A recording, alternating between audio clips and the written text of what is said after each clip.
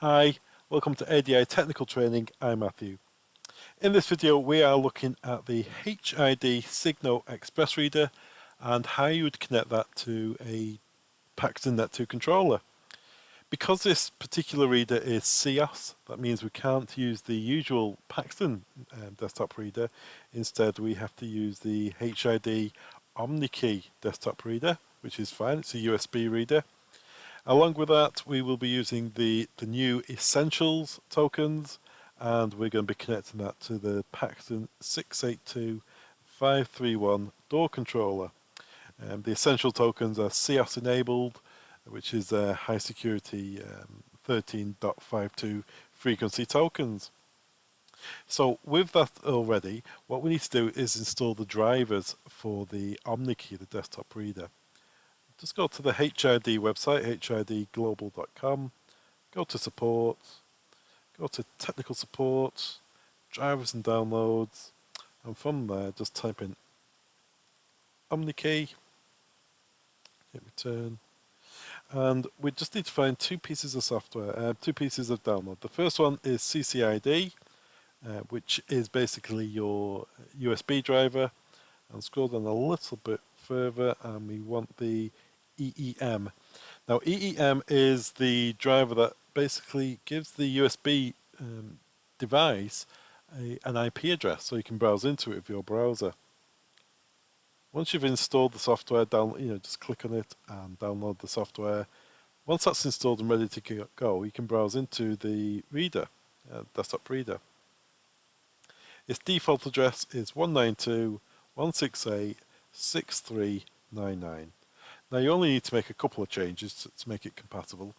First one, go to keyboard wedge and general config. Make sure that the wedge is enabled so it gives you a keyboard output. Next we will go to card data selection.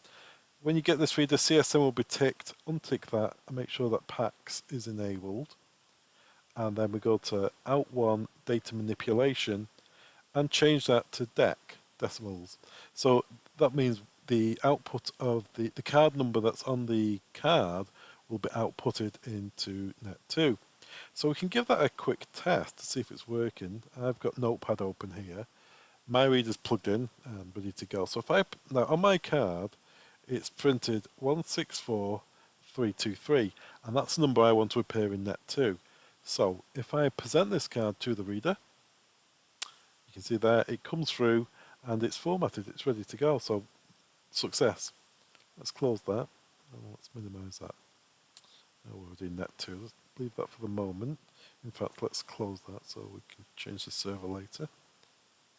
Now we need to go to Net2 configuration, utility, and enter your password. It's assumed you've already installed the software, you downloaded it from the Paxton website, and you've set it up. Your password for System Engineer will be the same password for Net2. All we need to do is go to Wiegand, and because these cards are 32-bit, we need to create a new rule for 32-bit.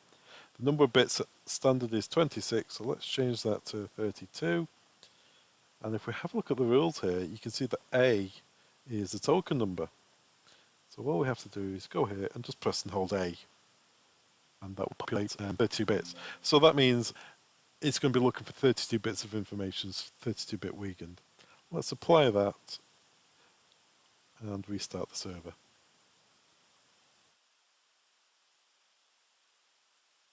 With that done, we can launch Net2 and we can log in.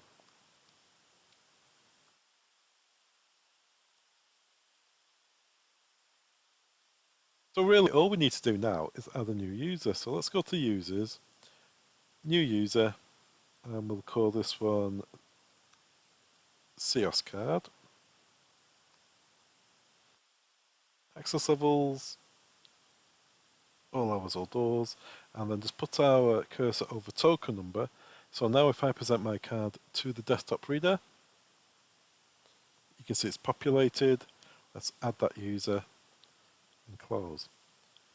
The next thing we need to do is go to doors, go to the controller we're working on, and just make sure that it's set up in the right fashion. So this one's already set up. you can see here, as default, it says Wiegand 26-bit, but we want Wiegand custom. If you don't create that custom rule, you'll only see Wiegand 26-bit if you enable Wiegand here. So just make sure it's on Wiegand custom and then apply that. So now that's the cards added to the system, it's configured, and it will work. We're set to go. Another useful feature of having this desktop router is it's always working. So what you can do to help with people log in is go to Net2 operators. Let's add a new operator. It's a CIOS card. I spelled CIOS wrong. What type of operator are they? We could say in this case maybe they are a timesheet administrator, no, token administrator. And then it's asks you for a password, and you can use the Omni key to do that. The token that we've got, present that to the reader, confirm that with the reader, and then click finish. So what we've done now is we've taken away the need for passwords. When CIOS user comes to log on later on, if the CIOS card comes to log on, instead of having to type in the password, they can use the desktop reader. So let's have a look at that. Let's go to File, Log Off System Engineer. Yes. Instead, I'm going to log on as card CIOS. That was the name I forgot. And if I present my card to the desktop reader, click OK. And as you can see, it's logged me in. It's giving me the admin rights I need to work the software. Let's just have a look at the electrical connections. The Signo reader is 12 volts DC. So on the Net2 board, you have 5 wires to connect. Red, black, orange, green, white. Red is positive, which goes to the top terminal. Black is negative, which goes to the bottom block. Then you have LED control, which is orange, and data 0 and data 1, green and white. They will go to orange and blue on the Net2 controller. And there we are. That's how you'd add the HID Signo Express reader to a Net2 controller. Thanks very much for watching. All the products mentioned in this training video can be found on our website. Links are below. Don't forget to subscribe. Thanks very much.